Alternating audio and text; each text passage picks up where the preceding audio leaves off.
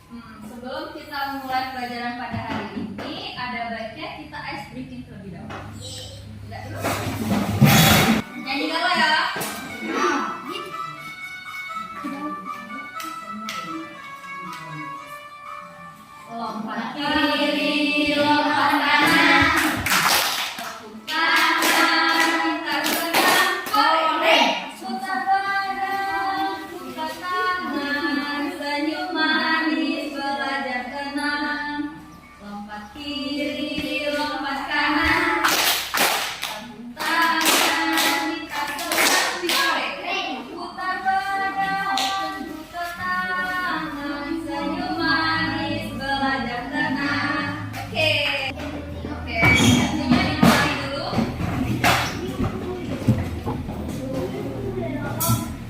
Hari ini kita akan belajar materi tentang interaksi dulu ya.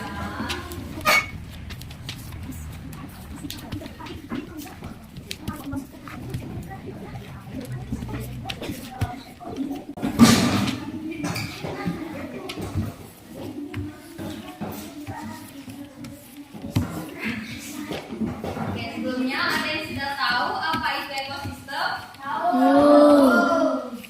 Jadi ekosistem adalah kesatuan komunitas antara makhluk hidup dan lingkungan tak hidup yang saling berinteraksi.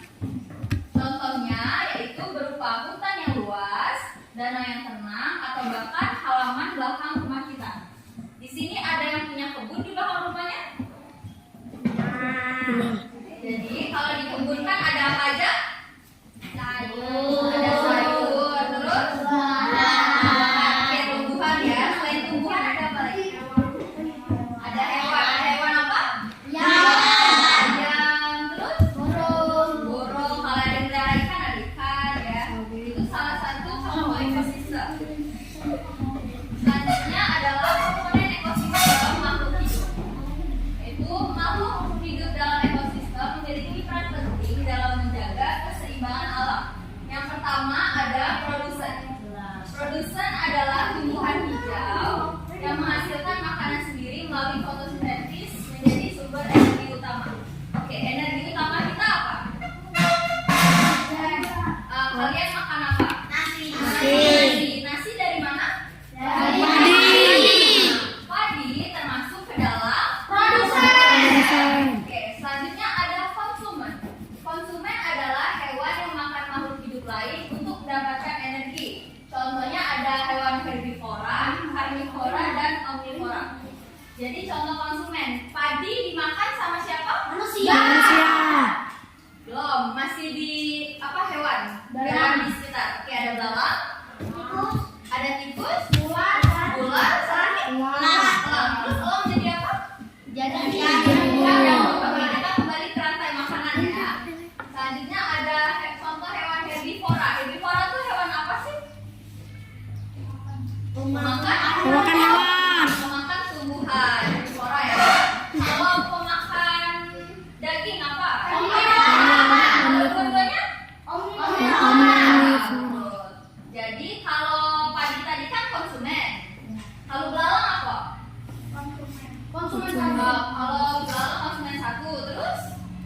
Tikus apa? Konsumen 2. Konsumen 3-nya? Elang. Konsumen 4 ya, elang atau final. Dan yang terakhir ada pengurai. Pengurai adalah organisme seperti bakteri dan jamur. Kayak tadi elang habisnya dimakan apa? Makan Jamur ya, jadi dia mati, jadinya jamur. Dan jamur tersebut kembali lagi ke proses alam ya. Ibu sini ada media pembelajaran mengenai rantai makanan. Kalau kalian lupa ya, kita ambil contoh rantai makanan yang salah.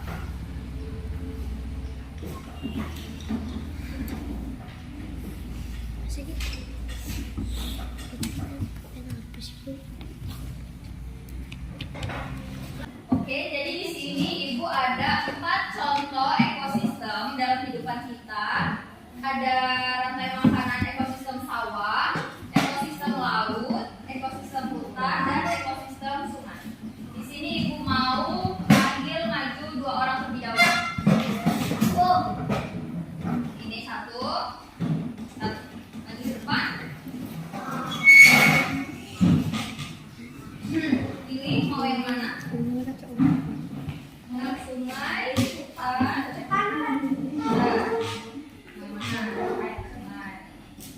dan sungai ya. Belum? Masih di depan?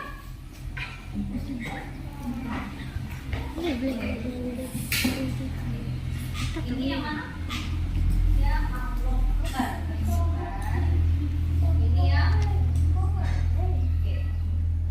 Sini ada contoh rantai makanan ekosistem hutan. Yang pertama produsennya ada rumput. Habis rumput apa? Tanah. Jadi di sana ada apa? Rusa makan rumput?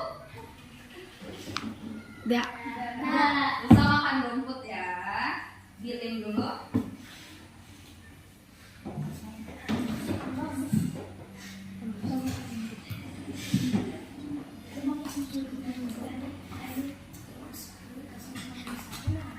Betul. Dia di sini.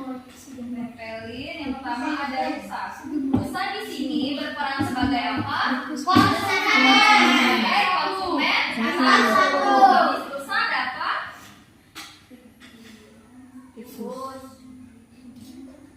Rusa dimakan sama serigala. Oke. Serigala di sini berperan sebagai Konsumen tingkat 2. tingkat 2. Betul. Yang ketiga ada harimau. Harimau berperan sebagai Konsumen Konsumen 3. dan yang terakhir ada jamur. Jamur berperan sebagai oke, dekomposer atau penguraian. Setelah jamur kembali lagi ke betul. Jadi dari tanah ke hewan dan kembali ke tanah lagi ya. Tepuk tangan dulu buat ini.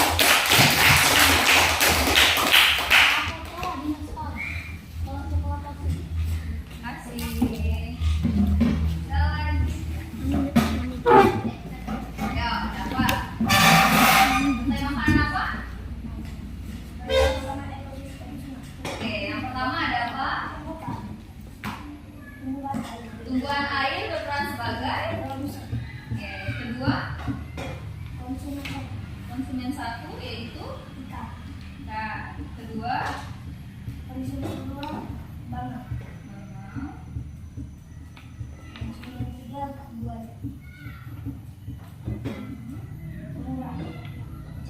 Oke, jelasin ulang sama teman-temannya.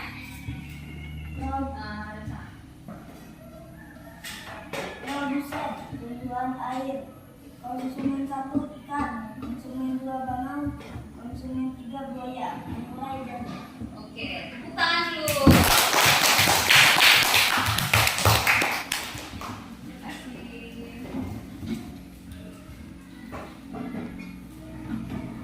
Oke, barusan kita sudah membahas mengenai rantai makanan ya. Ada produsen, konsumen, dan pengurai. Selanjutnya ada interaksi manusia dengan hutan. Pertama kita adalah paru-paru dunia. Kenapa bisa disebut paru-paru dunia? Menghasilkan Oksigen. Kalau tidak ada oksigen, Mati.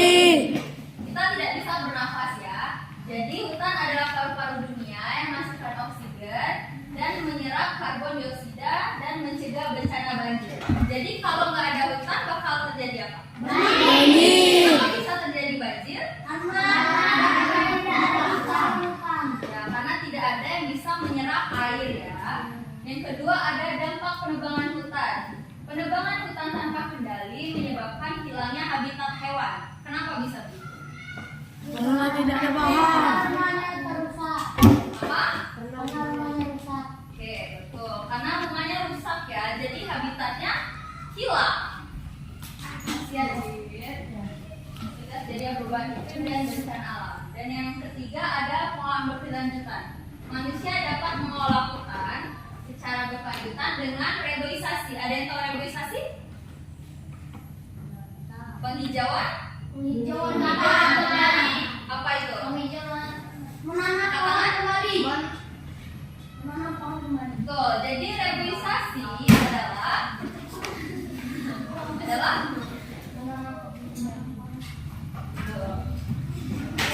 kenapa kita perlu menanam pohon kembali?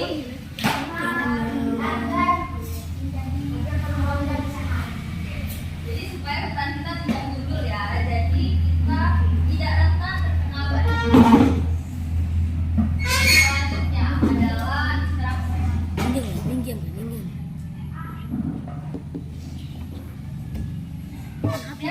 Kita berperan, manusia berperan mempengaruhi keseimbangan ekosistem. Yang pertama di bidang industrialisasi, yaitu peningkatan industri menyebabkan polusi udara dan air. Di sini apakah ada yang PT atau limbah? Ada. Itu kan mereka membuat produk, terus limbahnya jatuh kemana? Sungai yang menyebabkan ya, jadi sungainya tercemar. Pencemarnya yang pertama bisa dari makhluk hidup yang di sungainya jadi mati, atau enggak kita juga nggak bisa dapat air bersih. Kalian di rumah masak air sendiri atau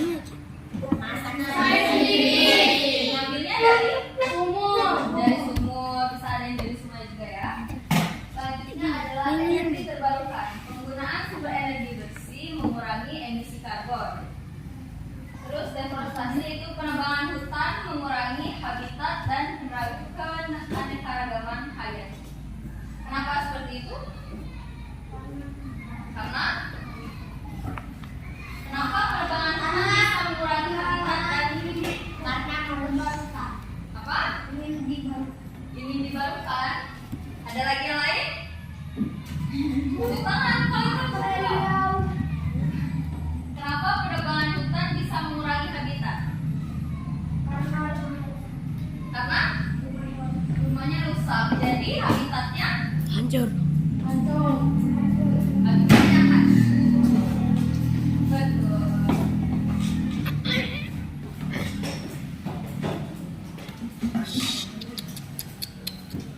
Selanjutnya ada dampak positif dan negatif. Dampak positif manusia adalah yang pertama, kita dapat melakukan penghijauan seperti menanam kembali pohon. Suka menanam pohon di rumah? Menanam tumbuhan. Itu adalah dampak dari penghijauan. Lebih bagus lagi kalau kita suka menanam pohon di hutan yang sudah gundul. Jadi kita bisa melakukan penghijauan ya.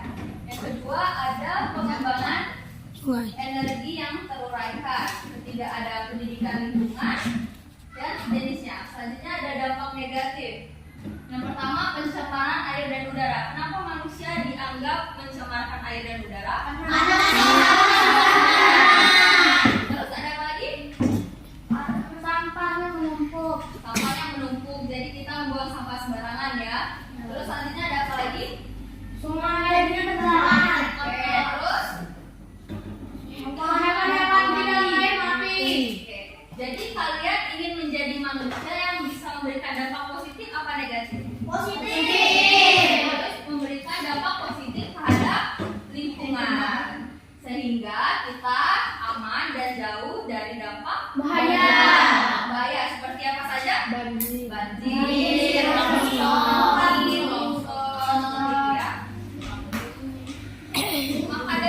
kita bisa memberikan solusi dalam menjaga keseimbangan ekosistem melalui beberapa tindakan. Yang pertama, kita dapat itu kita bisa mulai mengurangi penggunaan plastik sekali pakai dan mendaur ulang. Ada yang suka Alfamart atau Indomaret? Biasanya kan kalau di Alfamart kan kita pakai kantong kresek ya. Nah, jadi mulai sekarang kita usahakan untuk membawa wadah sendiri dari rumah. Jadi kita tidak mencemari plastik ya. Yang kedua, hemat energi dan air. Seperti Matikan lampu kalau tidak penting. dan menggunakan transportasi umum dan tidak membuang-buang air. Yang ketiga, berpartisipasi dalam penghijauan seperti tadi ya, reboisasi. Dan yang terakhir, Edukasi lingkungan. seperti mempelajari dan menyebarkan pengetahuan tentang pentingnya menjaga lingkungan. Jadi di sini ibu mempunyai LKPD yang harus kalian kerjakan per kelompok. Ibu bagi dulu kelompoknya. Ini 3, 4. Oke, jadi per kelompok mengerjakan yang pertama apa akibat kita manusia saling kita. Yang kedua 3. Dikerjakan secara kelompok. Setelah itu kalian lanjut dan menjelaskan.